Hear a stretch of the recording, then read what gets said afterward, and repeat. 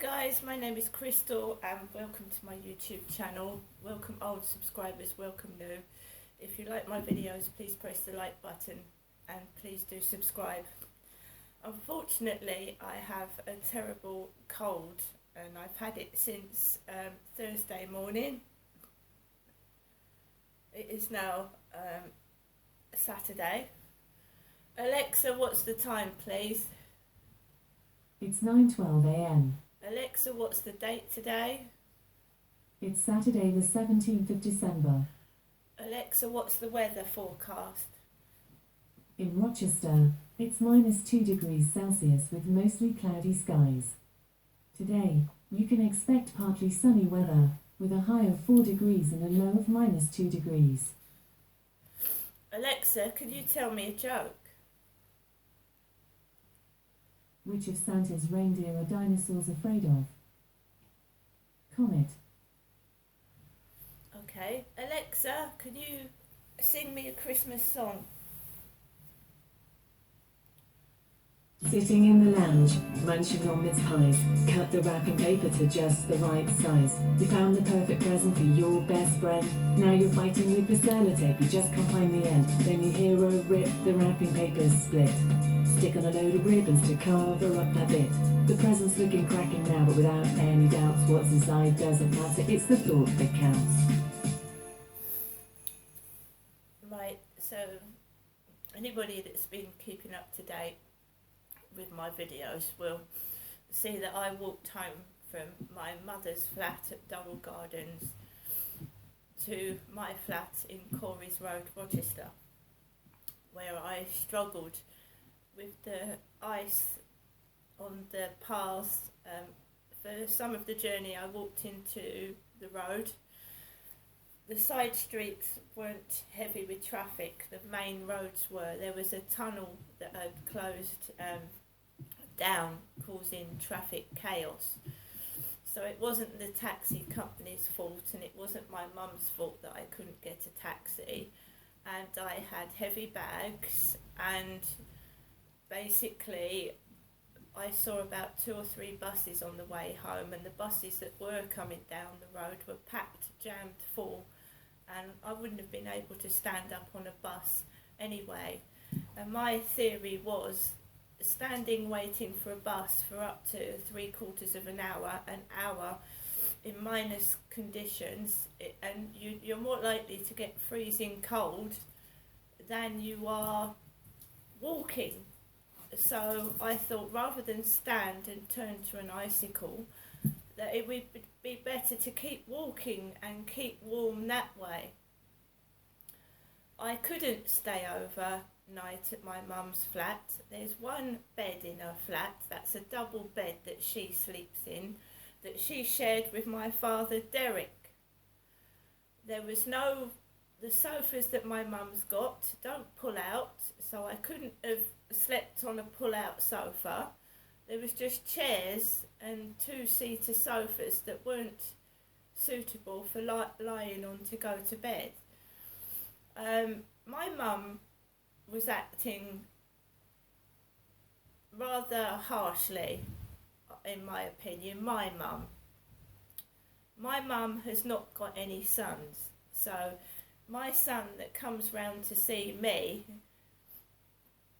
I've just got the one son that comes down to see me. The other one is engaged. I don't see my daughter, and the other son I haven't seen for 10 years.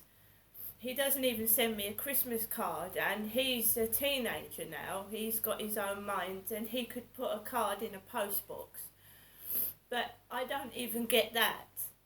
When I send a Christmas card to my son and my daughter, I don't get a card back from them, which can be quite hurtful when I've done nothing wrong. The things that happened were not my fault, and I feel I'm being punished for something I never did, and it's hurtful. The one son that comes to see me has got his own life. He can't keep looking after his mum. He's nearly 30. He needs to settle down and have a family of his own. He can't keep coming up to me all the time. He's an adult himself. So my mum, to me, was acting harshly. That there was ice on their path. It hadn't been gritted. Neither of the lot of the side roads in Chatham when I walked home. And I did slip and I held on to rails. It was like it was a facade. Like they knew that was going to happen. Because I'd been talking to people off of Plenty of Fish and I don't know who these people are. One sounded like a radio presenter. He sent me, this guy on Plenty of Fish sent me little audio snippets of his voice, his so-called voice, and it sounded like he had a groomed voice, like he was a radio presenter or a TV presenter. And he was going, I hope you like the sound of my voice. And it was annoying me. It was annoying me because he was going, And it's like this has turned into a joke, and it's not funny. It's sick and disgusting. It's not funny. They're making money and fun out of me because of this that I've been writing about in my diary since I moved down to Chatham in 2008. And I've got entries in 2011. I've got a diary from 2011 that I'm writing how people are treating me and how I'm reacting to it, and what my dad was doing to me and my mum at Victoria Road, like cutting the water supply off. He cut the cold water tap off. Me and my mum had no water to drink. And the police had been into that house and told me I was a guest and not to worry about it.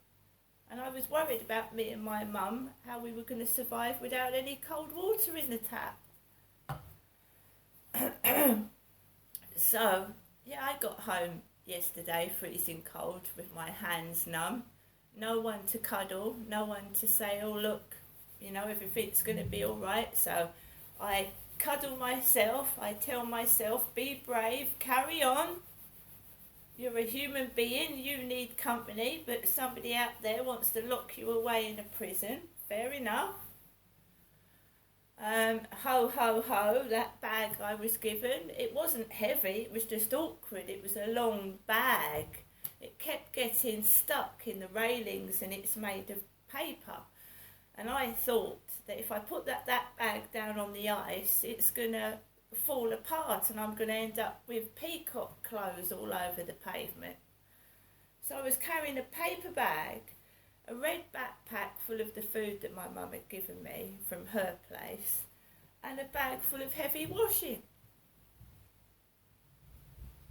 And it was my son that came into my flat with some washing. And he's 6 foot, he's a big lad, but he doesn't like the cold weather, and you won't catch my son walking in conditions like that. He'll get a lift, he'll get the train, he'll get the bus. He won't walk from Chatham to Rochester because he doesn't like the cold weather on his skin. So it wasn't my son walking from Chatham to Rochester, it was a 54-year-old woman, which I found really, really harsh thing to do to me. I thought it was harsh. My mum trying to shift me out of the flat straight away and not let me get warmed up because she had no proper heating in her flat, and she even wanted to put a cold fan on. So I felt that my mother was shifting me, her daughter, out of the flat when I needed to prepare. She was banging the front door, banging the French windows, turning the taps on and being a nuisance and actually acting mad and like a maniac so that I'd get out of the flat.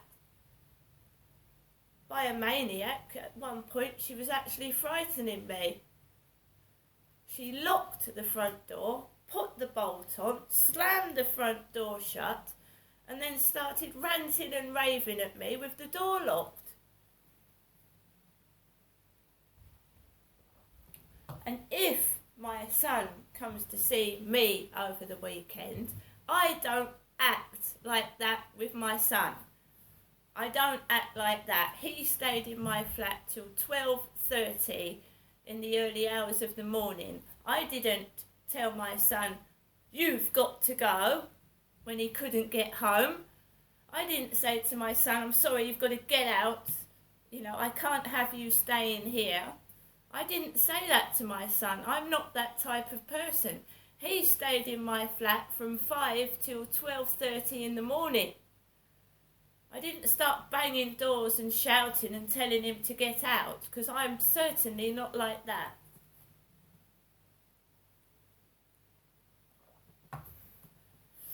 So that upset me. Chucking a 54-year-old woman out on the icy cold streets between 5 and 6 last night.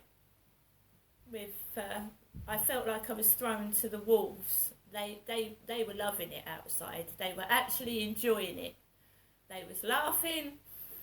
They was getting in my way. There were little kids with bobble hats on, stood in the middle of the pavement. They were actually enjoying what they were doing to me yesterday. They were actually loving it.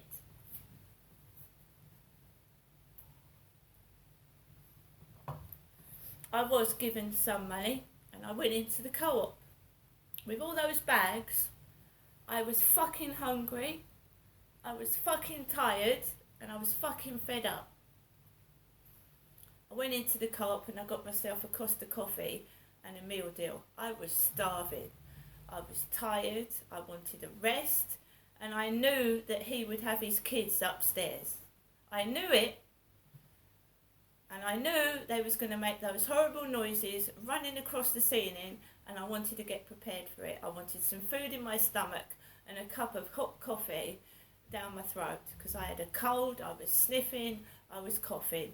And I'm not going upstairs knocking on doors or leaving notes anymore. And I've never knocked on his door. I've got a cold. It could be COVID. It could be. So my nose is running, I've got a cough, I don't feel well, and I'm certainly not going Christmas shopping after being treated like that yesterday. See you later.